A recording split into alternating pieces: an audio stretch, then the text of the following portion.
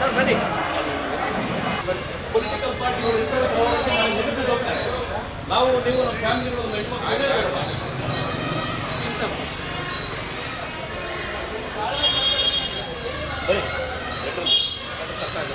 Correct ಇಲ್ಲ ಯಾಕೆಂದ್ರೆ ಆಯ್ತಾ ಯಾಕೆ ಬರೋರೆ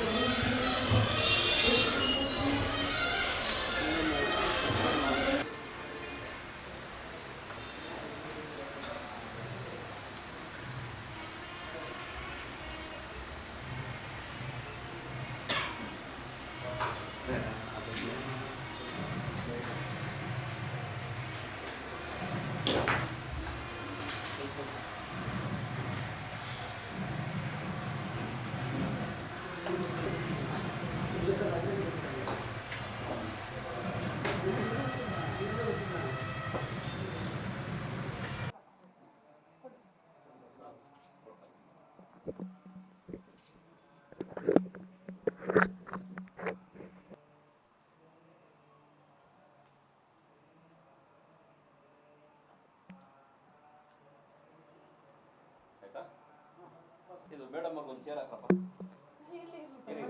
ಕೂತ್ಕೋಬೇಕು ಒಂದು ನಿಮಿಷ.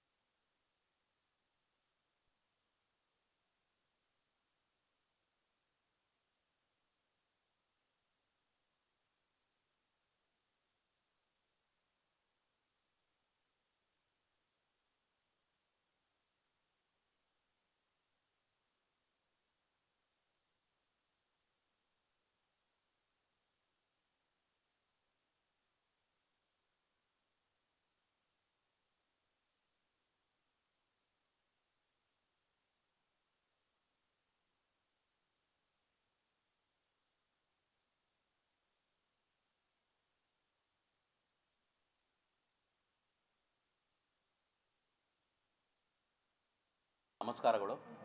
ನಾನು ಎಸ್ ಭಾಸ್ಕರನ್, ಬೆಂಗಳೂರು ನಗರದ ಶ್ರೀರಾಮ ಸೇನೆಯ ಅಧ್ಯಕ್ಷ, ಕರ್ನಾಟಕ ರಾಜ್ಯದ ವಕ್ತಾರ ಮತ್ತು ತಮಿಳುನಾಡು ಮತ್ತು ಕೇರಳ ರಾಜ್ಯಗಳ ಉಸ್ತುವಾರಿ.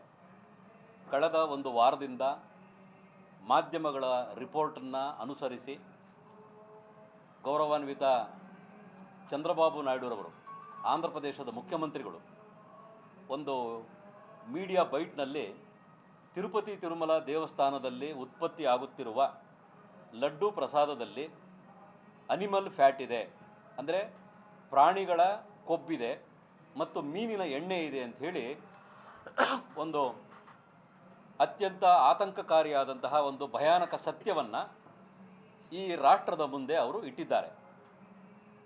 ಮುಂದಿನ ಹೆಜ್ಜೆಯಾಗಿ ಗುಜರಾತಿನ ಒಂದು ಲ್ಯಾಬ್ನಲ್ಲಿ ಆ ಲಾಡುಗಳನ್ನು ತಗೊಂಡೋಗಿ ಅದನ್ನು ಪರೀಕ್ಷೆ ಮಾಡಿದಾಗ ಅದರಲ್ಲಿ ಬೀಫ್ನ ಕೊಬ್ಬಿನ ಅಂಶ ಇರುವುದು ಮತ್ತು ಮೀನಿನ ಎಣ್ಣೆ ಇರುವುದು 100ಕ್ಕೆ 100 ಸಾಬೀತಾಗಿದೆ.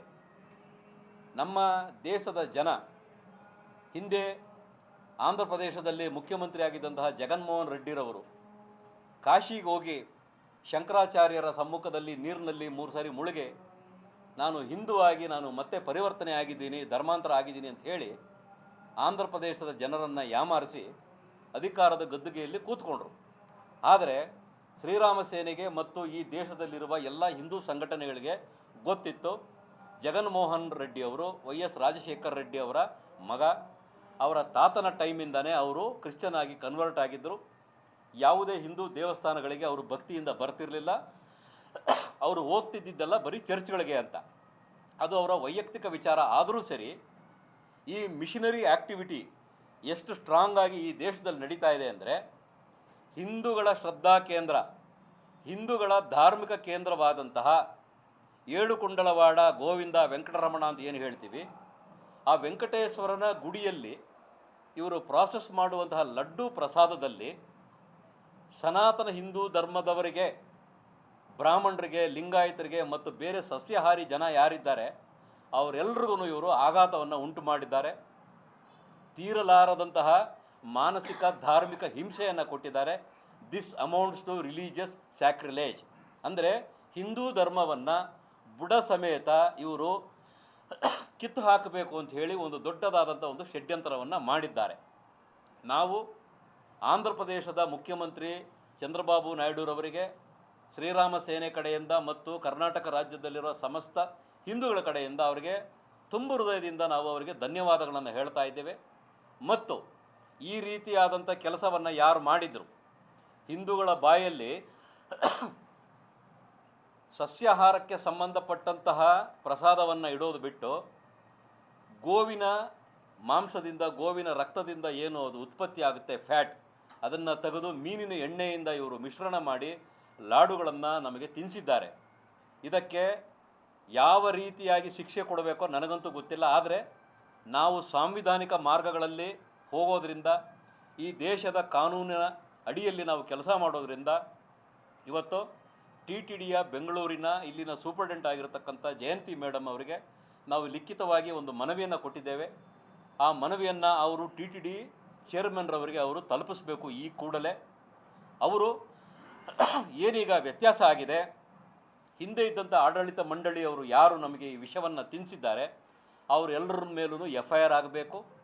ಒಂದು ಹೈ ಪವರ್ ಕಮಿಟಿನೋ ಅಥವಾ CBI ಮುಖಾಂತರ ಒಂದು ದೊಡ್ಡದಾದಂಥ ಒಂದು ತನಿಖೆ ಆಗಬೇಕು. ಅವರು ಮಾಡಿರೋದು ನಿಜ ಆದರೆ ಆ ಲ್ಯಾಬ್ ರಿಪೋರ್ಟಿನ ಅನುಸಾರವಾಗಿ ಅವರೆಲ್ಲರನ್ನ ತೆಗೆದು ಜೈಲಿಗೆ ಹಾಕೋದಲ್ಲ, ಈ ದೇಶದಿಂದನೇ ಅವ್ರನ್ನೆಲ್ಲ ಉಚ್ಚಾಟನೆ ಮಾಡಬೇಕು. ಯಾಕಂದರೆ 5% ಇರೋ ಕ್ರೈಸ್ತರು, 14% ಇರೋ ಮುಸಲ್ಮಾನರು, 80% ಇರೋ ಹಿಂದೂಗಳಿಗೆ ಇಷ್ಟೊಂದು ತೊಂದರೆ ಕೊಡ್ತಾ ಇದ್ದಾರೆ ಅಂದರೆ ನಮಗೆ ಅದನ್ನು ಜೀರ್ಣಿಸ್ಕೊಳ್ಳೋಕ್ಕಾಗ್ತಾ ಇಲ್ಲ. ನಾವು ಯಾವುದೇ ಕಾರಣಕ್ಕೂ ಕಾನೂನನ್ನು ಕೈಗೆತ್ತಿಕೊಂಡು ಹೋರಾಟ ಮಾಡಿಲ್ಲ, ಮುಂದಕ್ಕೂ ಮಾಡೋದಿಲ್ಲ. ನಾವು ಕಾನೂನಿನ ಅಡಿಯಲ್ಲಿ ಸಾಂವಿಧಾನಿಕ ಮಾರ್ಗಗಳಲ್ಲೇ ನಮ್ಮ ಹೋರಾಟವನ್ನು ನಾವು ಮುಂದುವರಿಸ್ತೇವೆ.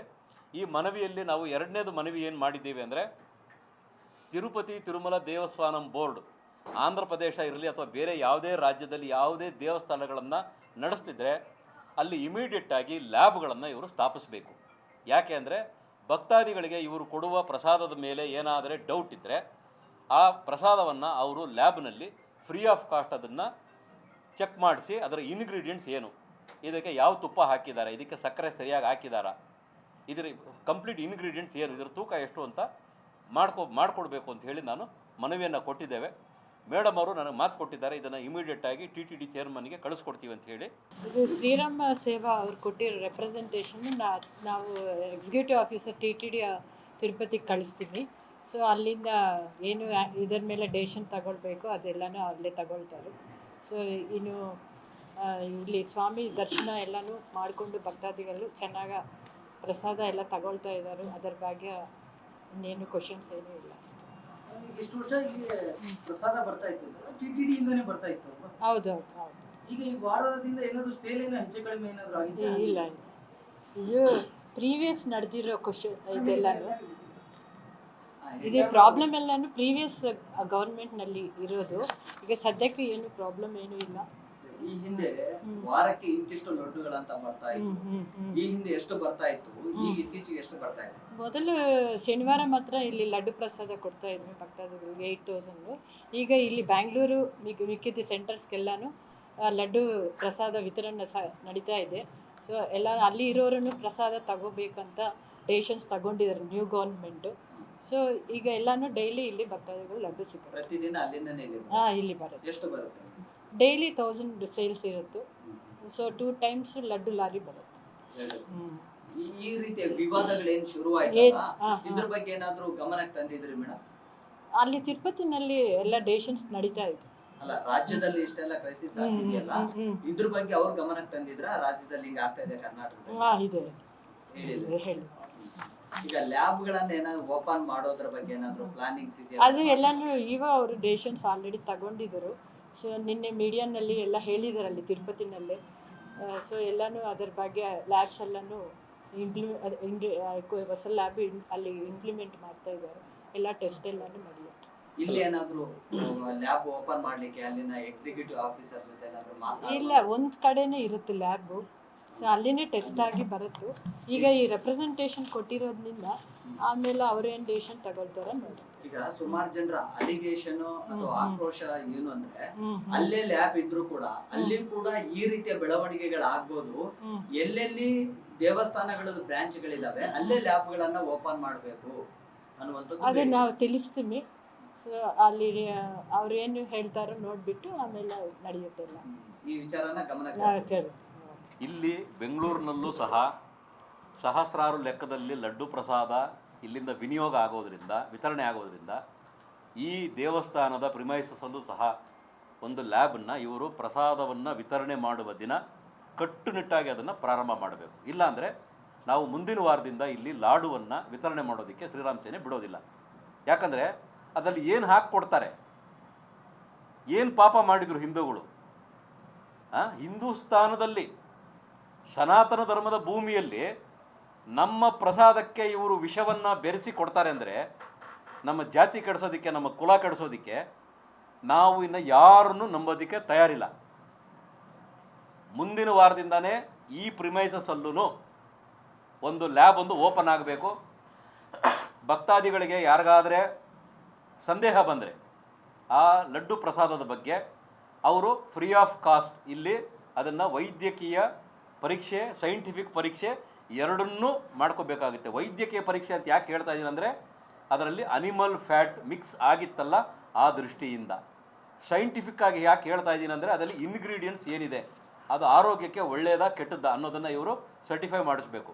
ಈಗ ಮೇಡಮ್ ಅವ್ರು ಹೇಳಿದ್ರು ಲ್ಯಾಬ್ ಅಲ್ಲಿರ್ತದೆ, ಅಲ್ಲಿ ಚೆಕ್ ಮಾಡಿ ಇಲ್ಲಿಗೆ ಬರ್ತದೆ ಅಂತ ಹೇಳಿ. ತಿರುಪತಿಯಿಂದ ಇಲ್ಲಿಗೆ ಹೆಚ್ಚು ಕಡಿಮೆ 265 ಕಿಲೋಮೀಟ್ರ್ ಇದೆ. ಮಾರ್ಗ ಮಧ್ಯೆ ಮತ್ತೆ ಈ ದುಷ್ಟ ಮಿಷನರಿಗಳು ಆ ಲಡ್ಡು ಪ್ರಸಾದವನ್ನು ತೆಗೆದು ಬೇರೆವನ್ನು ಮಿಶ್ರಣ ಮಾಡಿ ಕೊಡೋದಿಲ್ಲ ಅಂತ ಏನು ಗ್ಯಾರಂಟಿ? ಆದ್ದರಿಂದ ತಿರುಪತಿ ತಿರುಮಲ ದೇವಸ್ಥಾನಂ ಬೋರ್ಡ್ ಎಲ್ಲೆಲ್ಲಿ ದೇವಸ್ಥಾನಗಳನ್ನು ಅವರು ನಡೆಸ್ತಾ ಇದ್ದಾರೆ ಕರ್ನಾಟಕದಲ್ಲಿ, ಅಲ್ಲಿ ಎಲ್ಲ ಕಡೆ ತಿರುಪತಿ ತಿಮ್ಮಪ್ಪನ ಲಡ್ಡು ಪ್ರಸಾದ ವಿನಿಯೋಗ ಆಗೋ ಜಾಗದಲ್ಲಿ, ವಿತರಣೆ ಆಗೋ ಜಾಗದಲ್ಲಿ ಮಸ್ಟ್ ಆ್ಯಂಡ್ ಶುಡ್ ಲ್ಯಾಬ್ಸ್ ಇರಬೇಕು. ಇಲ್ಲಾಂದರೆ ಮುಂದಿನ ವಾರದಿಂದ ನಾವು ಲಡ್ಡು ಪ್ರಸಾದವನ್ನು ಈ ಬೋರ್ಡ್ನವರು ಇಲ್ಲಿಂದ ಮಾರಾಟ ಮಾಡೋದಕ್ಕೆ ನಾವು ಬಿಡೋದಿಲ್ಲ. ಇದು ಸಾಂಕೇತಿಕವಾಗಿ ಸುಮ್ಮನೆ ಮಾಧ್ಯಮದ ಮುಂದೆ ಶೋ ಆಫ್ಗೆ ಹೇಳ್ತಾ ಇರೋಂಥ ವಿಚಾರ ಅಲ್ಲ. ಈ ವಿಚಾರವನ್ನು ನಾವು ಭಾಳ ಕಟ್ಟುನಿಟ್ಟಾಗಿ ನಾವು ಪಾಲಿಸ್ತೀವಿ. ನಮ್ಮ ಮೇಲೆ ಪೊಲೀಸ್ನವರು 100 FIR ಹಾಕಿದ್ರೂ ಪರವಾಗಿಲ್ಲ, ಈಗಾಗಲೇ 100 ಮೇಲೆ ಹಾಕಿದ್ದಾರೆ. ಇನ್ನೂ 100 ಹಾಕಿಸ್ಕೊಂಡು ನಮ್ಮ ಸಂಸ್ಕೃತಿಯನ್ನು, ನಮ್ಮ ಧರ್ಮವನ್ನು ನಾವು ಉಳಿಸ್ಕೊಳ್ತೀವಿ. ಅದ್ರ ಬಗ್ಗೆ ನಮಗೇನು ಚಿಂತೆ ಇಲ್ಲ. ಪೊಲೀಸ್ನವರು ಇಚ್ಛೆ ಬಂದಂಗೆ ಮಾಡ್ಬೋದು, ನಮಗೇನು ಅವ್ರ ಬಗ್ಗೆ ಏನು ಅಭ್ಯಂತರ ಇಲ್ಲ. ನಾವು ಅವ್ರಿಗೆ ಸಹಕಾರವನ್ನು ಕೊಡ್ತೀವಿ. ಇದೇ ವಿಚಾರ ತಿರುಪತಿಗೂ ಮುಟ್ಟುತ್ತೆ. ಯಾಕಂದ್ರೆ ಶ್ರೀರಾಮ ಸೇನೆ ಮತ್ತು ಇನ್ನೊಬ್ಬರ ಸಂಘಟನೆಗಳು ಒಕ್ಕೂಟ ಮಾಡಿ ತಿರುಮಲದಲ್ಲೂ ಲ್ಯಾಬ್ ಇಮಿಡಿಯೇಟ್ ಆಗಲಿಲ್ಲ ಅಂದರೆ ಅಲ್ಲೂ ಕೂಡ ಎಲ್ಲ ಕಡೆ ಮಾಡ್ತೀವಿ, ಎಲ್ಲ ಕಡೆ ಮಾಡ್ತೀವಿ. ನೋಡಿ, ಈಗ ಅದರಲ್ಲಿ ಅನಿಮಲ್ ಫ್ಯಾಟು ಮತ್ತು ಫಿಶ್ ಆಯಿಲ್ ಮಿಕ್ಸ್ ಆಗಿದೆ ಅಂತ ಹೇಳಿ, ಫಿಶ್ ಆಯಿಲು ಮಿಕ್ಸ್ ಆಗಿದೆ ಅಂತ ಹೇಳಿ ನಾನು ಹೇಳಿದ್ದಲ್ಲ, ಆ ರಾಜ್ಯದ ಗೌರವಾನ್ವಿತ ಮುಖ್ಯಮಂತ್ರಿ ಚಂದ್ರಬಾಬು ನಾಯ್ಡು ಅವರು ಹೇಳಿರೋದು. ಅದು ಸಾಬೀತಾದ ಮೇಲೆ ಅವರು ಪ್ರೆಸ್ ಮೀಟ್ ಮಾಡಿ ಆ ಲ್ಯಾಬ್ ರಿಪೋರ್ಟನ್ನು ಓದಿ ಅದರಲ್ಲಿ ಎಷ್ಟೆಷ್ಟು ಅಂಶ, ಎಷ್ಟು ಪರ್ಸೆಂಟೇಜು ಆ ಬೀಫಿನ ಫ್ಯಾಟ್ ಇತ್ತು, ಫಿಶ್ ಆಯಿಲ್ ಎಷ್ಟಿತ್ತು, ಆಮೇಲೆ ಅದಕ್ಕೆ ಗೀನೇ ಹಾಕಿಲ್ಲ ಅಂತೇಳಿ ಅವ್ರು ಹೇಳಿದ್ದಾರೆ. ಅದ್ರ ಬಗ್ಗೆ ತನಿಖೆ ಆಗಬೇಕಲ್ವಾ? ಇದೇ ರೀತಿ ಒಂದೊಂದು ಸರ್ಕಾರ ಬಂದಾಗಲೂ ಒಂದೊಂದು ಇವರು ಚೇಷ್ಟೆ ಮಾಡಿಕೊಂಡು ಮಾಡೇ ಮಾಡ್ತೀವಿ. ಖಂಡಿತ ಮಾಡ್ತೀವಿ, ಖಂಡಿತ ಮಾಡ್ತೀವಿ. ನಮ್ಮ ರಾಜ್ಯದಲ್ಲಿ ಹಿಂದೂ ಸಂಘಟನೆಗಳಿಗೇನು ಕೊರತೆ ಇಲ್ಲ, 100 ಸಂಘಟನೆಗಳಿವೆ. ಎಲ್ಲ ಸಂಘಟನೆಗಳ ಜೊತೆ ಶ್ರೀರಾಮ ಸೇನೆ ಉತ್ತಮವಾದಂಥ ಬಾಂಧವ್ಯವನ್ನು ಹೊಂದಿದೆ. ನಾವೆಲ್ಲ ಮಾತಾಡಿ ಇನ್ನು 4 ರಿಂದ 5 ದಿನಗಳ ಒಳಗಾಗಿ ಬೆಂಗಳೂರಿನಲ್ಲಿ ಒಂದು ಪತ್ರಿಕಾಗೋಷ್ಠಿಯನ್ನು ಕರಿತೇವೆ ಎಲ್ಲ ಮಾಧ್ಯಮ ಮಿತ್ರರಿಗೆ. ಅಲ್ಲಿ ಏನಾದರೆ FIR ಮಾಡಿ ಅಥವಾ ಅದನ್ನು CBIಗೋ ಅಥವಾ ಹೈಕಬರ್ ಕಮಿಟಿಗೋ ಅಥವಾ ಇನ್ಯಾವುದೋ ದೊಡ್ಡ ಮಟ್ಟದ ಎನ್ಕ್ವೈರಿ ಮಾಡಿಸದೇ ಇದ್ದರೆ ಖಂಡಿತವಾಗ್ಲೂ ನಾವು ತಿರುಪತಿ ತಿರುಮಲ ದೇವಸ್ಥಾನಕ್ಕೆ ಹೋಗಿ ಪ್ರತಿಭಟನೆ ಮಾಡೋದಾ, ಅಥವಾ ಆಂಧ್ರ ಪ್ರದೇಶದ ಸೆಕ್ರೆಟೇರಿಯೇಟ್ ಏನಿದೆಯಲ್ಲ ಈಗ ಅಮರಾವತಿಯಲ್ಲಿ, ಅಲ್ಲಿ ಹೋಗಿ ನಾವು ಹೋರಾಟ ಮಾಡೋದು ಅನ್ನೋದನ್ನು ನಾವು ಮುಂದಿನ ದಿನಗಳಲ್ಲಿ ತಮಗೆ ಹೇಳ್ತೀವಿ. ಗ್ಯಾರಂಟಿ ನ್ಯೂಸ್, ಸುದ್ದಿ ಖಚಿತ, ನ್ಯಾಯ ನಿಶ್ಚಿತ.